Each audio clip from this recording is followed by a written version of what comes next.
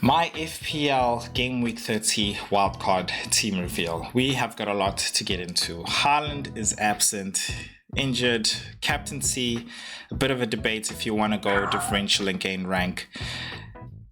Let's just get into it, guys. Let's get into it.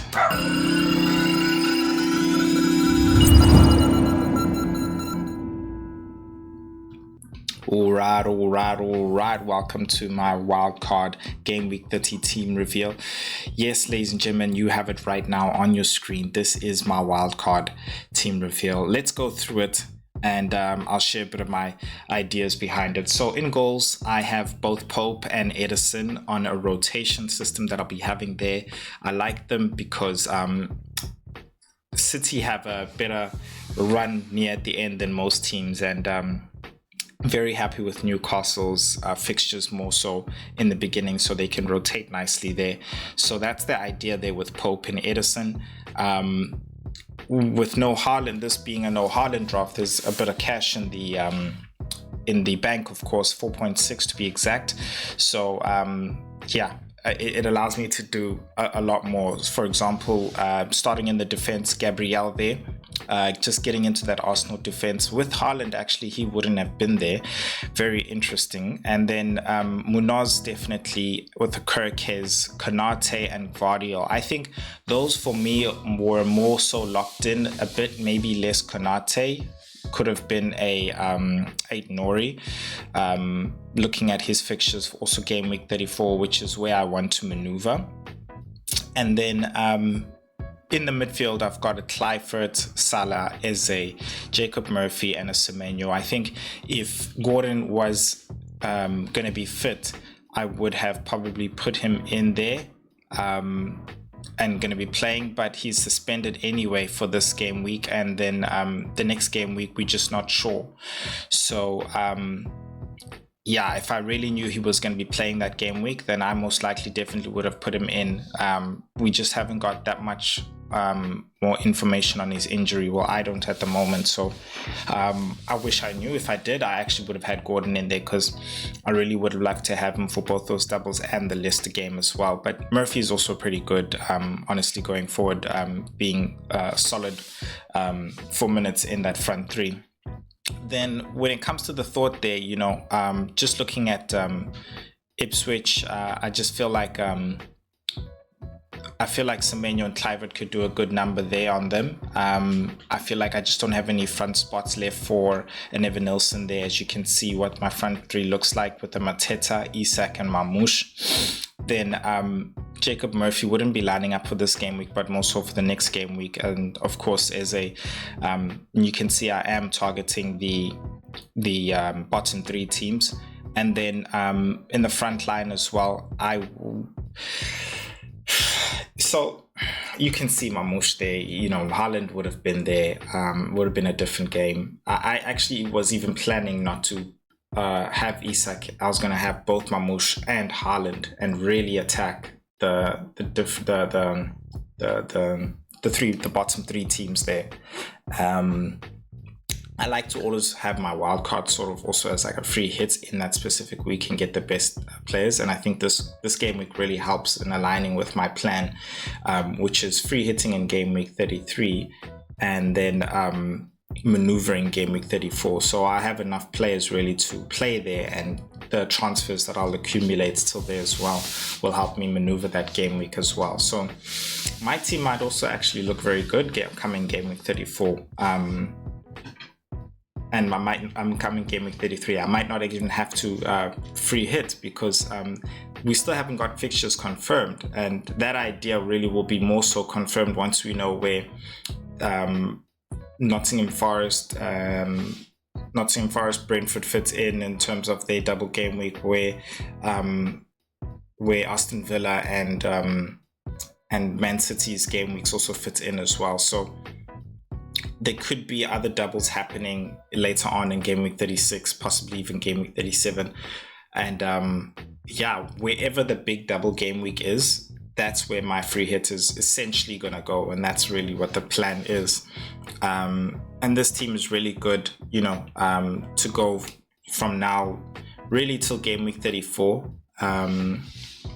And then that's where I need to really start doing the managing. I think everything is pretty much straightforward from now till 34 with this team. The one concern is no Haaland. Now, he was pictured going out into the bus with crutches and a protective boot. The fall didn't look serious, but I wouldn't be surprised because of the quick turnaround that he just doesn't play. Like, just to be safe, he doesn't play in this game week. I'm sure they're going to be training today, maybe even tomorrow. Nah, they're going to be resting today. They'll train on Tuesday. And then I'm sure they'll see what it's like. But that could be the surprise, which all of us are not really hoping for, because we would really have loved to have Haaland there and captain him. Now, this brings me on to captaincy. Now, I was one of those who actually was looking to captain Haaland as the differential. And at first, I was really on Mo Salah, but then the more I looked at it in his numbers and possibilities, I think Everton was really going to be a problem. So I started to lean more towards Haaland, also with the idea of what I want to do with my rank, which is gain. So now it's like, okay, cool. So where do you go if you necessarily want to gain rank? Now, you could punt on Mamouche. But I'm afraid. I'm not even gonna lie to you. I'm so afraid. I think he's got it in him, most definitely. But I'm just not sure what it's like there without Haaland in the front. It could be better. It could be good. But yeah.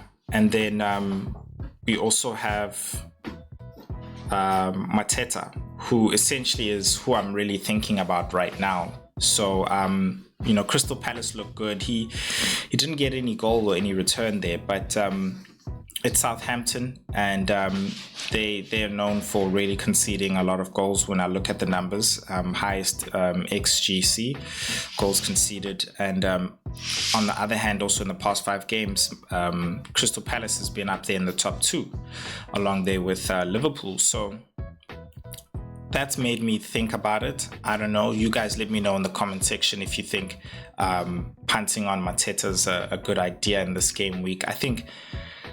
Isak at home, that could happen, that could do, because essentially it's not necessarily that you're just going up against Salah. It's the fact that this could be a week where you could go up against him because the outcome of his points might not necessarily be as bad as other weeks. As I did mention before, look, it could be 2-0 and he could actually grab those 2 goals, which could really suck if the other guys don't do well, of course.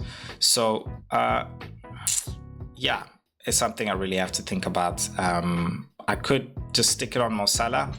So that's one thing for me that's really undecided in terms of the team. I am going to keep my ear on the ground when it comes to Haaland and here, see if there's any other development there, because I do have a Haaland draft, which I really am happy about. And it would really disrupt this draft as well.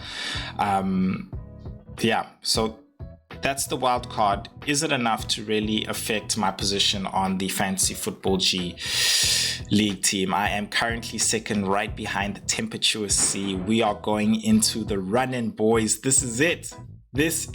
He is just over 60 points ahead of me, which is very possible. Very, very possible. But he does have a lot of his chips left, and this is the time where he will be playing them. So can Killer Squad, Wildcard, and Free Hit Game Week, Big Double Game Week, potentially Game Week 33 work? We don't know. But one thing's for sure is right behind Killer Squad, Marcel Oscar has something to say about that. The man who's been taking the hits. I should call him the hit man. That's what I should call him, because he takes these hits, but they work out. Slotting them away does not want to go away. He is fighting for, he's fighting for his spot. He's in the top 4, coming out of nowhere throughout the season. He had been out of the top 10, but he's a late riser. But will he get stung by Stingers FC? We don't know. They jumped 6 places in the previous game week. 6 places. It is tight there between number 4 and 5. And then we got right behind them is High and Mighty Marvin Thomas. He's also right there behind them. And then Saka Boom wanting to come back as well, as we have the news with Saka as well being available. And then Dallas Dominators, not going anywhere, just being in and around there, fallen from grace a long way, but I think he himself as well has a plan when it comes to his chips. Bloodline FC deciding to still be in the top 10, keeping that bloodline in the top 10. And will easy come, easy go? We don't know, but we will see. Chris, welcome, top 10. That is it, guys, in the run-in. We will see how this all pans out for game week 30. Keep your ears open. I will be posting. I am also on Twitter now.